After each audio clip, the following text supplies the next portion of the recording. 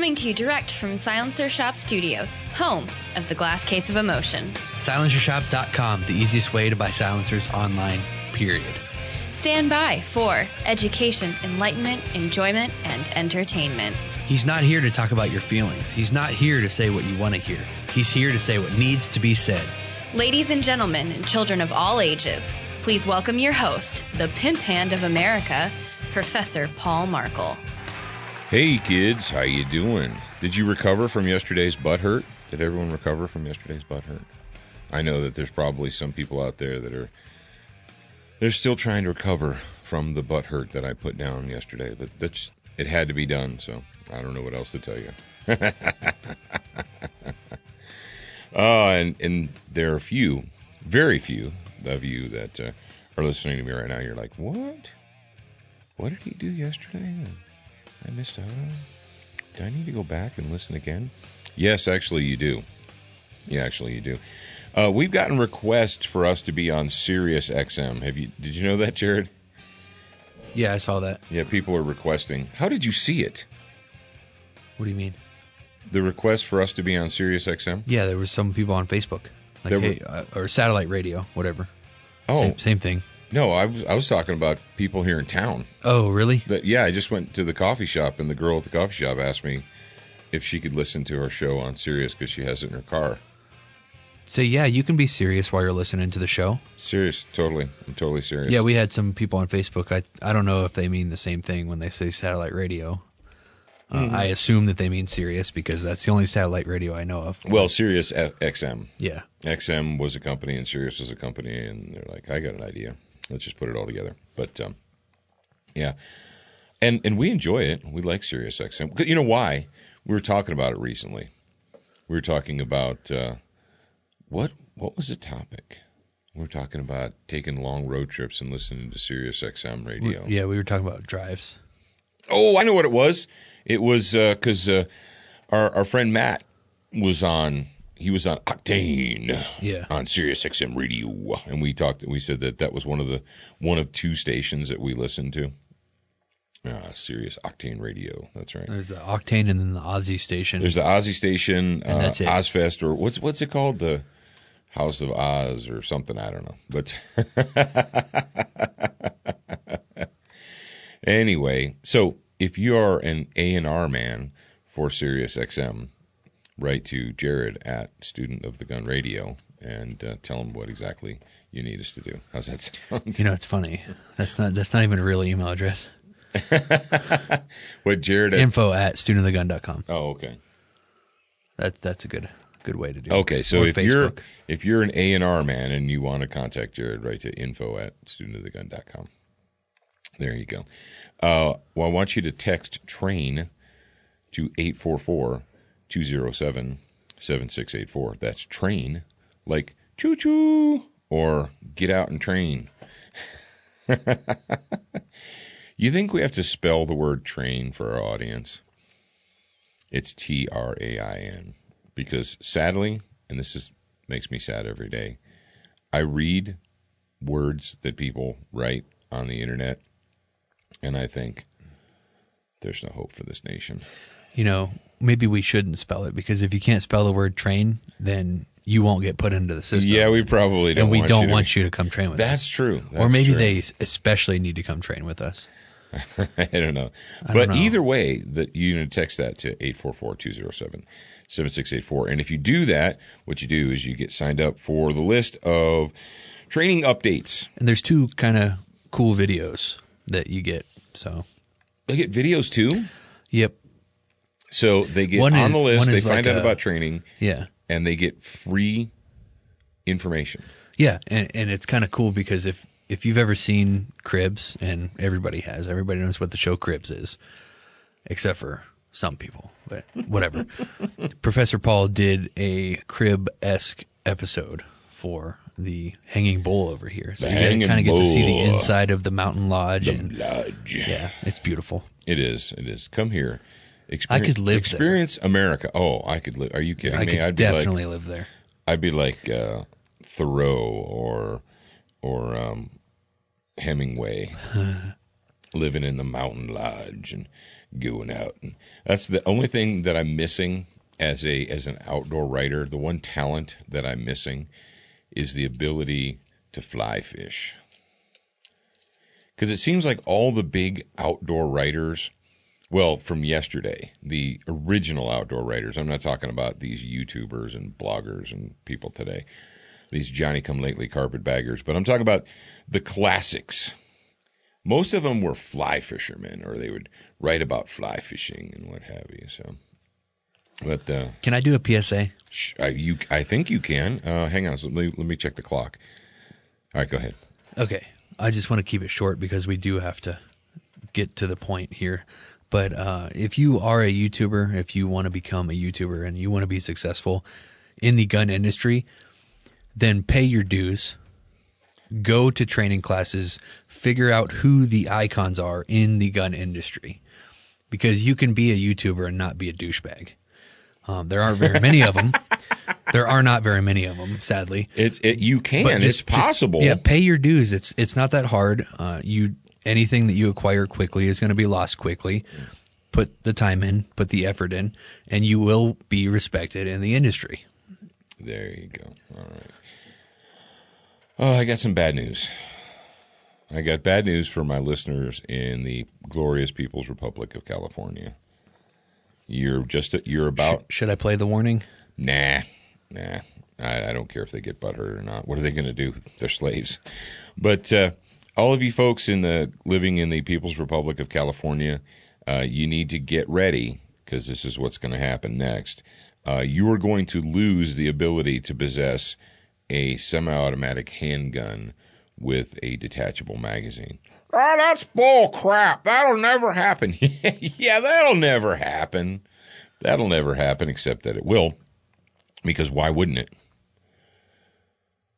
Oh, I'm sorry. What was your reasoning for why wouldn't it happen? Tell me again why your Democrat socialists, why the liberal fascists that inhabit every aspect, every area, every department of your state government, tell me why they would not propose. I mean, Kevin De Leon is a laughingstock. He is a walking oxygen thief. He is a moron. This is a ghost gun, and it has a 30-round magazine clip, and it can fire 300 rounds in a half a second, and no one can see it. And he did that. He did the, this is a ghost gun, 330 caliber clips in a second. And we all laughed at him. We're like, what a buffoon, what a moron. This guy has no idea what he's talking about.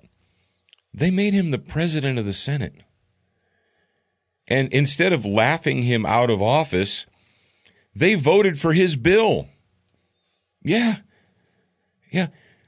He led the charge for more gun control in California, and it all got passed.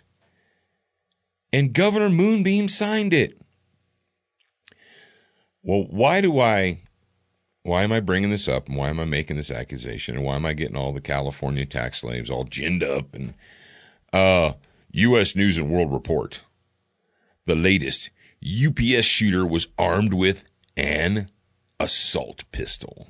Not an assault rifle, because we've already banned those, and now you can't have this and that and the other thing. Nope. And everywhere you go, you type in UPS shooter. And this happened the same day as the Democrat Bernie supporter attacked Republican congressmen in D.C. So you may not have seen a whole lot about it. It kind of had to take second row to the D.C. attack. But now it doesn't say who the shooter was.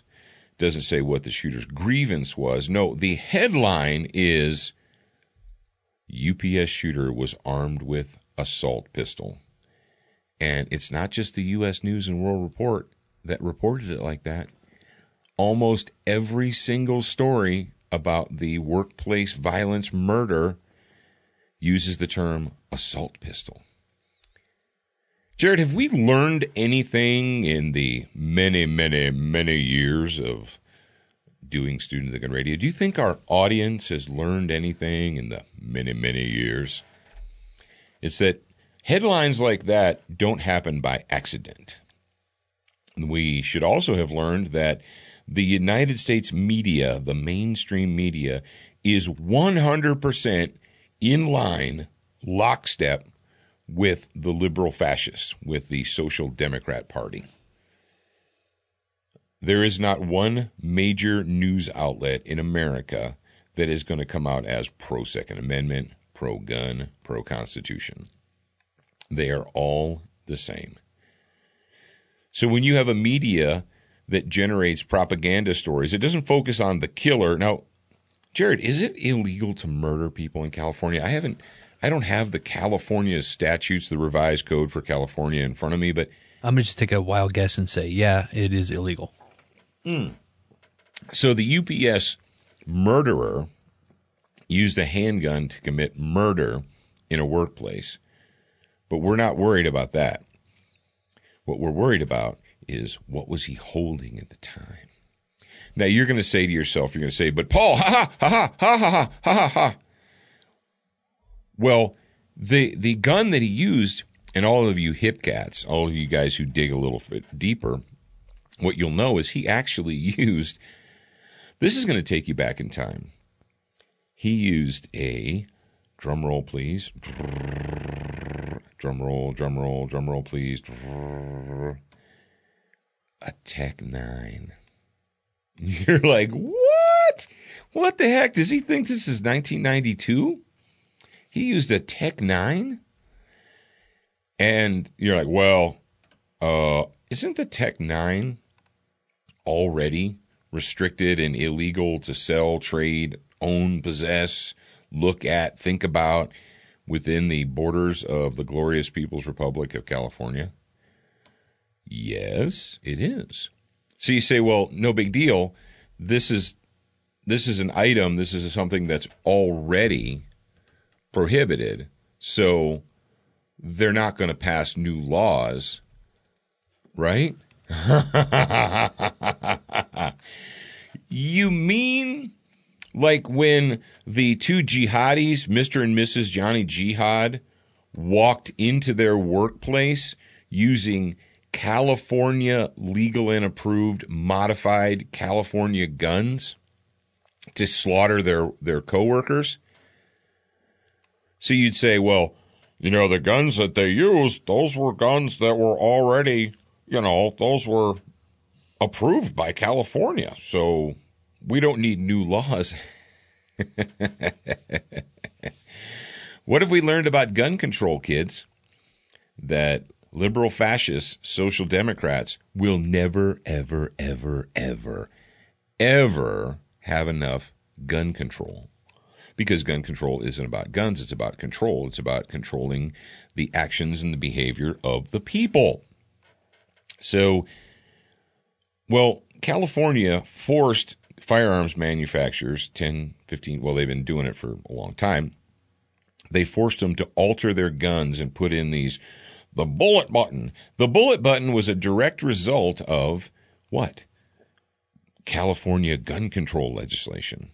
So when Mr. and Mrs. Johnny Jihad walk into their workplace and slaughter the infidel coworkers, what do the people in the California legislature do? We got to do something about these bullet buttons. These guns that have bullet buttons on them. You know the bullet button, if it's a button that if you push it, it makes the gun shoot faster. You know that, right, Jared? Of course. So California gets together, and the liberal fascists in every state house and Senate and the Capitol, they pass more restrictions. They pass a law prohibiting something that they forced into place. So I want you all of you guys out there in California, I want you to explain to me how and why one of your slimy scumbag liberal fascist politicians is not going to take this assault pistol story and use it as proof that California needs more gun control. We just can't have people that own guns that have detachable magazines. You can't have a pistol that has a detachable magazine, because you could get a hold of any kind of magazine. You could use one of those evil high-capacity magazines that people out in Arizona and New Mexico have. We can't allow that. Folks, mark my words, it's coming. It's coming. And I don't know what else to tell you, but tell me exactly why that wouldn't happen. I know. Here, all right, you're living in California. You're a proud Second Amendment supporter. You're a California patriot, and you're not leaving. You're not running. You're behind enemy lines fighting the good fight. Now, I want you to go ahead and explain to me how this could not and would not happen in California. Go. I'm sorry. What would you go? What? Here's something else that's really weird about this story, Jared. The shooter, they identified the shooter in the story, and they identified him as Jimmy Lamb, L-A-M, right? So I was curious. I'm like, okay, that sounds like an Asian name, not a Southwest Asian Arab name, but like a Southeast Asian name. So I started going through UPS shooter San Francisco stories. I went to my favorite search engine and I typed in UPS shooter San Francisco. And I'm trying to find, and then I go to the images thing. I'm trying to find a picture of the perp, right? I can't find one.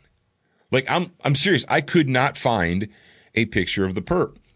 They had pictures of the victims, and then some of them, they had pictures of what they think the gun looked like. They had stock photos of Tech 9s and so forth. And so I went in even farther, and I typed in Jimmy Lamb, L-A-M, U-P-S, right?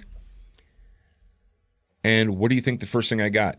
Oh, here we go. There's a picture of a Flowers Memorial. There's a picture of a poster board that says, "Our thoughts are with you, Big Brown," and there's flowers. There's pictures of people hugging each other outside the where.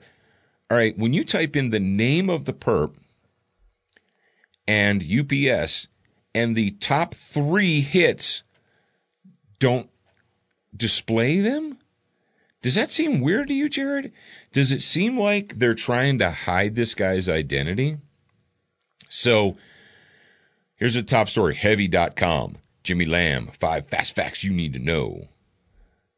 And the number 1 picture is of emergency response teams responding in ambulances and surrounding the area. And then I scroll down, and then there's a pop-up ad. And then there's a picture of a window with UPS employees, people looking through a window with UPS employees with their hands raised in the air. Okay. All right. And then I'm wondering, and then there's a picture, a screenshot of cops standing around the street in San Francisco.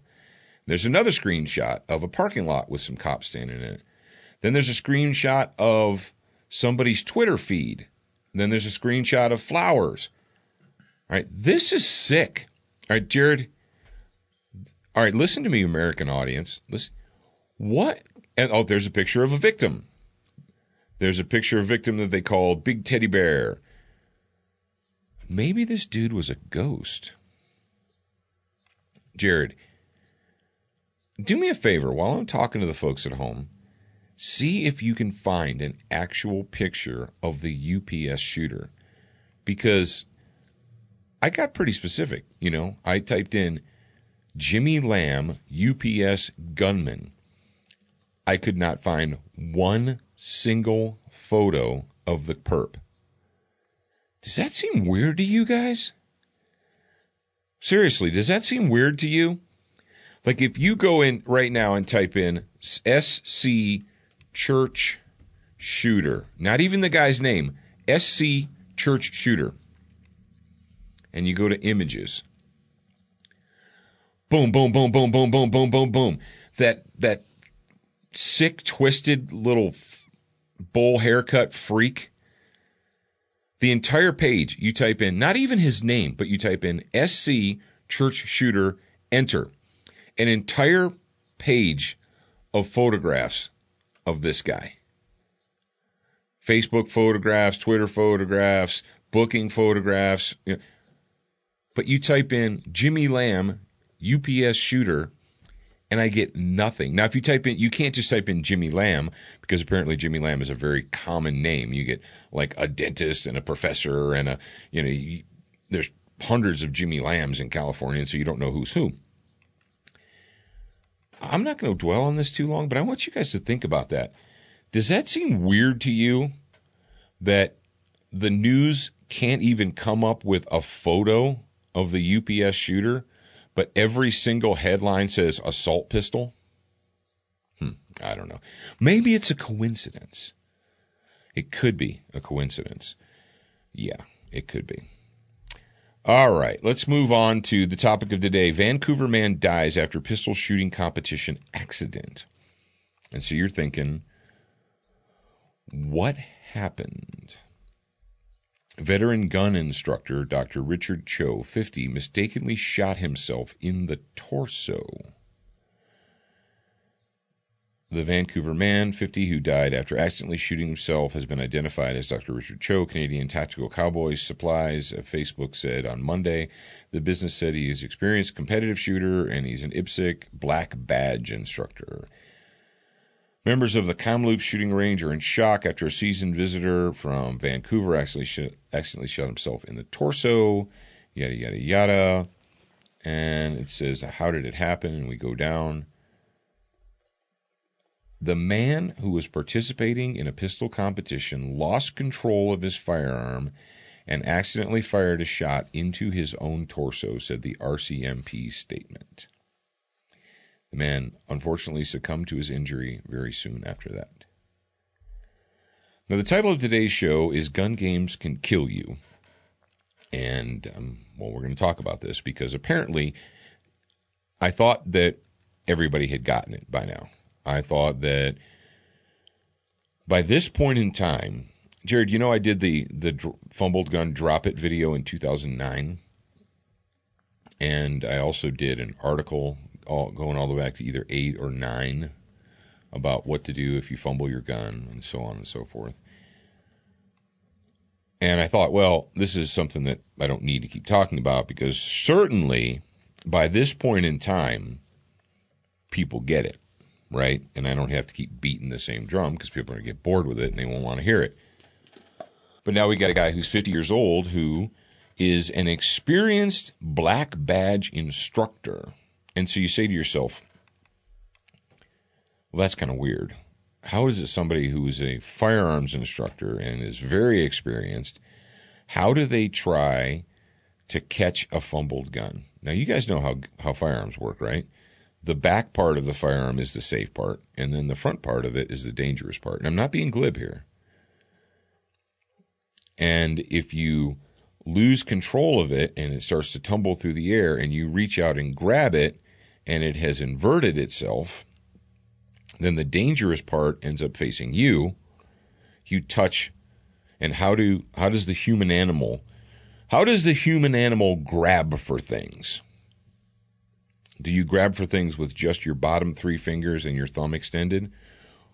No, because you are a Homo sapien, you are a human animal, and when you snatch at something, you close your hand instinctively, and actually both of your hands will want to clamp together at the same time. That's how you work as the human animal.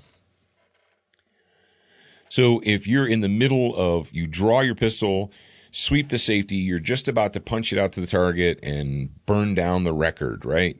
And you lose control of it because your hands were sweaty or, the barometric pressure was higher than you anticipated it was going to be or whatever. The world's an imperfect place. You lose control of the pistol. It falls out of your hand. So you instinctively reach out and snatch at it, grab it. And in that fraction of a second, which direction is your muzzle going to be pointing? And you say, I don't know. Because in that time, you don't have, in that fraction of a second time, you don't have enough time to analyze the situation, look and see where the muzzle's pointing, determine whether or not it's in a safe direction or downrange. You just claw at it. Now, why do competition shooters, instead of just saying, whoop, my bad, let the gun fall to the ground, pick it up, put the safety back on, whatever you're doing, dust it off. Why don't they just do that? Well, Jared, you know why? Jared, if you are in an IPSC competition, a USPSA competition, you name it. I thought that disqualified you or something like that. Yes. Yeah. If you're engaged in a stage, if you're working a stage and you drop your gun, if you lose control of it and it hits the ground, you're automatically DQ'd. And what does that mean to you? Well, it means you can't win the trophy, or you can't get any medals. You don't advance on the charts and the stats. The entry fee that you paid, whether it was $50 or $100 or $300 or whatever what your entry fee was, now it's forfeit. You don't get to keep going. Or if you do get to keep going, you don't get to keep your score. You're DQ'd, man. You can't let that thing go. So instead of what's going through your mind as you let lose the gun, what's going through your mind is, oh crap, if I let this thing hit the ground, I'm DQ'd. Or before that, your mindset is, I can never do that. It's not just gun games. It's also institutionalized military stupidity. I'll give you. And I feel, Jared, I almost feel like a broken record because I've told this story before. But then again, there's probably thousands upon thousands of people listening right now that weren't listening when I told the story. When I was working as a small arms and tactics instructor for the U.S. military, there was an incident, and didn't occur on our range. It occurred on a different range, but because we were a part of the instructor cadre, we got a briefing from the investigator, from the person who was in charge of trying to figure out what happened. And during a Navy pistol qualification course, I don't know if he was a petty officer or whatever, it was a Navy personnel, they have to do something in part of their course where they draw their gun, they fire 2 shots with their right hand, they switch the gun over to their left hand, or vice versa, left and right, whatever, and fire 2 more shots, right? So you draw your pistol, it's an M9 Beretta, you sweep the safety up, you fire 1 shot, 2 shots, now the gun is in semi-auto, safety's off and it's in single action mode. You switch it over to your left hand and you complete the drill, 1, 2, you're good, right? Well, while this guy was switching it from his right hand to his left hand, he lost control of it. And instead of letting it hit the ground, what did he do? He reached out to grab it to keep it from hitting the ground. And the exact same thing happened to him as happened to this guy in Vancouver. The muzzle was inverted. The gun was inverted. The gun fired. Single shot, passed right through his upper chest area. He was dead before they could get him off the range. Why? Well, I can tell you this, having a pretty fair amount of experience with the United States military, if you drop your gun on the range in the military, you can get punished. More likely, you're going to be ridiculed. You're going to be told how stupid you are, and so on and so forth. And they never. And let me tell you, I was there. I've been there. I've done that. I've read the safety briefings. I've gone through the safety training. I've gone through RSO school. All that. They never once said, if you lose control of your gun, let it fall. Now, when did they start, Jared? In the school that I worked at, when I was in charge of, I was like the number 2 guy on the pistol range, we put that in there. We added it. We told them, look, if you're doing anything with the pistol, especially the pistol, rifle's not such a big deal because, quite frankly, people have 2 hands on it. It's pretty rare that people will drop a rifle. Not that they don't, but the biggest culprit is generally the pistol. And we told them, the instructor cadre got together and we said, look, we got to tell these kids, if you lose control of your gun, let it fall. Just let it fall to the ground, man. We're not going to DQ you. We're not going to kick you out of the school. If you start to lose control of your gun and you snatch at it, we will kick you out of the school. If you start to lose control, you snatch at it and you fire around off into the atmosphere, into yourself, into someone who's standing next to you, you're out of here. obviously. But if you lose control of it and it just falls to the ground, just let it fall, man. We'll pick it up, dust it off, and we'll drive on. People don't do that. When's the last time you were at a shooting competition and they said, and the safety, part of the safety brief was, if you lose control of the gun, let it fall. We'll pick it up, we'll drive on, we'll move on with our lives. It's no big deal, no foul. No, they don't. Why? Because if you drop the gun, you're DQ'd, man. So these things keep happening.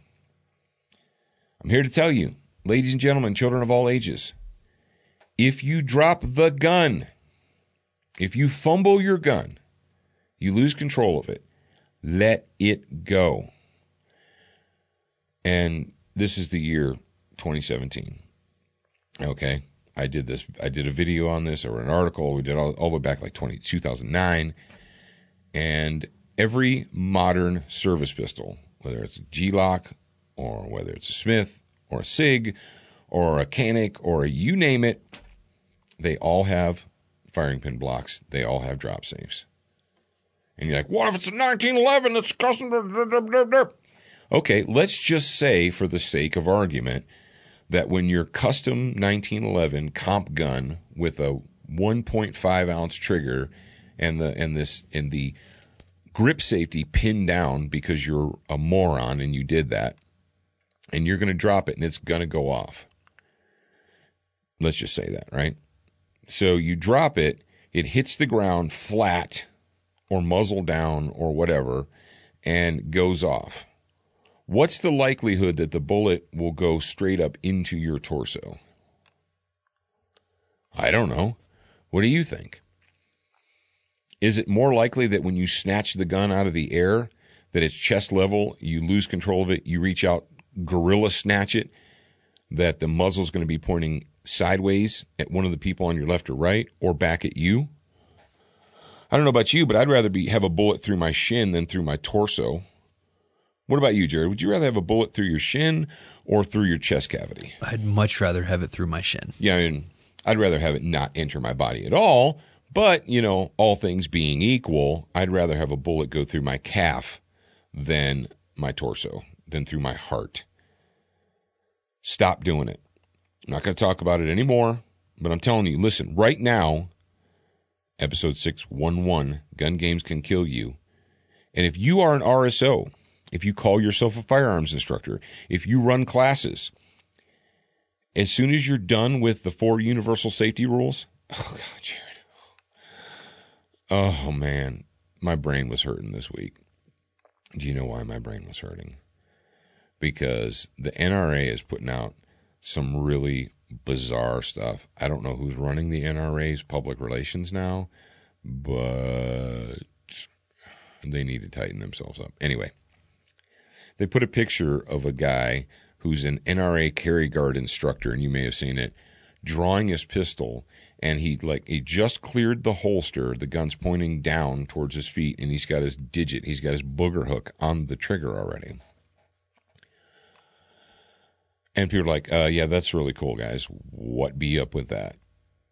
Like, oh, jeez. Then somebody jumps into the comment section and says, yeah, he violated. Then they said, well, not only did he violate this rule, but the firearms gun safety rules are keep your gun empty, never load your gun until you're ready to use it, and never drink alcohol, and never this, and never that. And he started naming off like 8, 9, 10, 11 firearm safety rules. And I was like, oh, dude. Just follow the 4. Follow the 4. Isn't that what Glock says? Then Glock's campaign, isn't it follow the 4? What is it, Jared? What's the hashtag campaign, man? You're with me. Follow the 4. Just don't overcomplicate things. But if you're a firearms instructor, if you claim to be black badge, I didn't know there was such a thing as a black badge instructor. Maybe I should look into becoming one of those. I don't know. But after you do the 4, the 4 universal ones there, then I want you to stop and tell your students that I'm giving you permission. If you fumble your gun, If God woke up this morning and decided that he hates you and he's going to cause gravity to pull that gun out of your hands, if the barometric pressure is off and the angle of the sun isn't quite right and you lose control of your pistol, let it go. I'm giving you permission right now. Let it go. Let it fall to the ground. It's cool. We'll pick it up. We'll move on with our lives. All right? We don't snatch at fumbled guns. Don't do it. All right. Whew.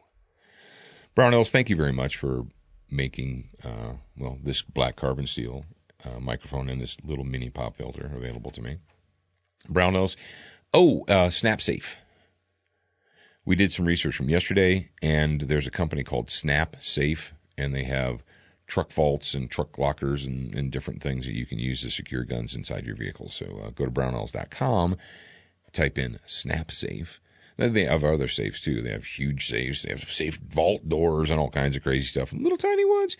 But if you want to do some research about guns and securing your guns and all that jazz, go to brownells.com. Century Arms is the sweetest melon arms maker in the U.S. of A. Check them out at centuryarms.com. C39 V2 pistol, V2 rifle, SBR. Ooh, all that stuff, yeah. And you can get them from your favorite retailer, including the Canic pistols, which are at ridiculously cheap prices right now.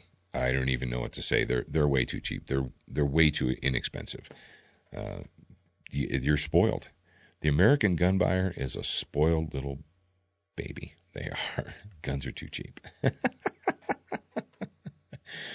Duracoat. Why? Because life is too short to have an ugly gun. Beginning and end of sentence. You can get Duracoat products from Brownells or LauerWeaponry.com or anywhere you want. Just do it. Now, I want you guys, as I sip my warm coffee here and I'm enjoying it. Jared, did you enjoy your coffee this morning? I had to make it with love, not evil. I did. The coffee is it the same kind as yesterday? No, it's the other kind. Okay. But I did ask them to make it with love instead of evil. So they said they would. We want you to have a stronger body and a sharper mind for the year 2017, 2018, 2019, for the future. And how can you do that? Well, SWAT Fuel can help you out. Go to SWATfuelstore.com. Use the promo code SOTG2015, and you're going to save some money, and that's a good thing. Brownells. What can I get at Brownells? I get Frog Lube at Brownells. I can get Century Arms products at Brownells. I get Duracoat products.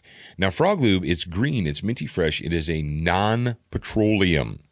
It means it's not made from the oil. You know, Jared, you'd think that hippies would love Frog Lube because it's not made out of oil. But it is a bio-based firearms lubricant, and it just works. So there you go. You can put it on your guns. Get it wherever you want to get it. I don't care. And last, certainly not least, in the hit parade of fan favorites is Crossbreed Holsters. Wearing one right now, very, very comfortably, because I am an armed citizen, and I believe that every armed citizen should be armed all the time, not just occasionally. Now, if you guys go to crossbreedholsters.com, they can help you out. They can help you be a constantly armed citizen. Attention, new listeners. We produced a free training video series called 7 Training Tips That Could Save Your Life. We want you to have access to this life-saving information. Get instant access now at studentofthegun.com. Do you watch Student of the Gun TV, read the blog, and follow us on Facebook? If you answered no to any of those questions, you are wrong, but you can easily fix yourself. Go to studentofthegun.com to find everything SOTG. Sid doesn't check for traffic updates. Sid does simplify suppressor ownership.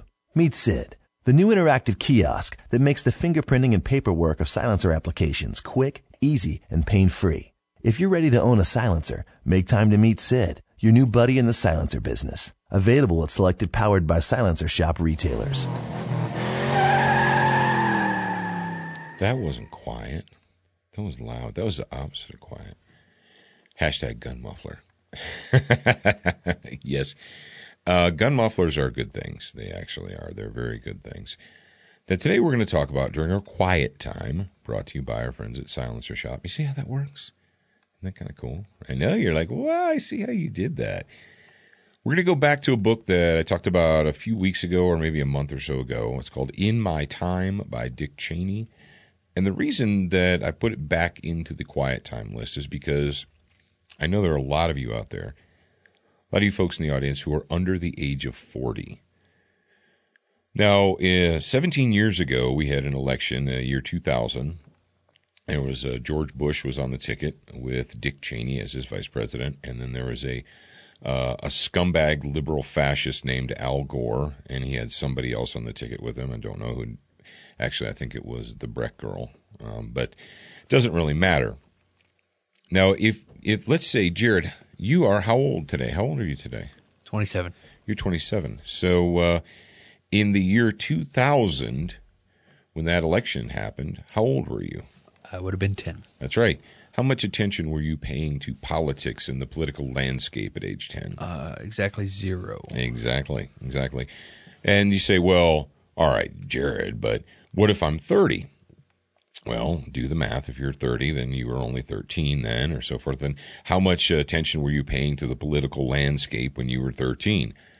And if you were in high school, you were probably being propagandized by your liberal teachers, and you don't really know the whole story. But the reason that I put this back in here is because it reminded me of the pain and agony that the spoiled crybaby Al Gore and the liberal Democrat Party that they put us through in the after the 2000 election. Because what you may not remember, because you're too young to remember, is that Al Gore, first he conceded the election, right?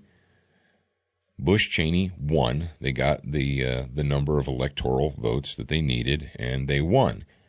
And Al Gore called George Bush, and he conceded the election, congratulated him, said that, good job, or, whatever you say when you lose a presidential race. Then, very shortly thereafter, representatives from the Al Gore campaign called the Bush campaign and said that Al Gore is going to spoke too soon, spoke too quickly. He has rescinded his